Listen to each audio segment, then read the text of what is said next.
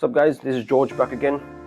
So next fight I'm doing, it'll be my 37th fight in my MMA journey. So I've decided to sign up for an amateur boxing match because I had a knee injury a month ago, and 2 months from now, which is August, I have an MMA fight coming up in the Philippines. So I decided to do a fight next month, which is July, to help me prepare for my MMA fight. Because of my knee injury, I can't kick so much, so I decided to change from kickboxing to boxing. I have a background in kickboxing and MMA, so it's not like I'm not starting from scratch. Punching in boxing and kickboxing is basically the same. The gloves, everything is the same. But in boxing, it's more strict. You've got to punch with the correct part of the muscle, the inside of the glove, the side where your palm is.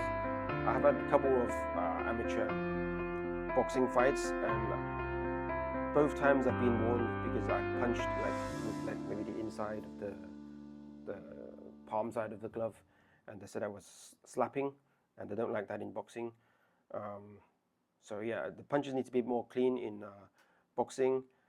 Also, no spinning back fists, but I haven't used it before in competition, so I think there's a big problem there.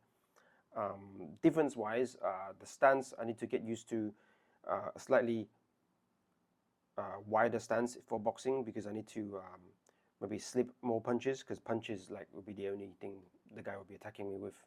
So yeah, wider stance so I can lean back or duck if I need to. If the stance is narrow, it's harder to duck or slip. So a wider stance. Training with injury, basically fine, because in boxing I'm not going to move my knee a lot.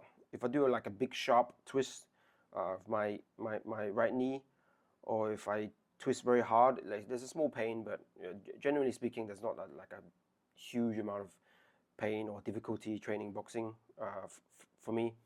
The first week of the injury, yeah, but now it's much better now. So I think training wise and fighting wise, I think the boxing is fine.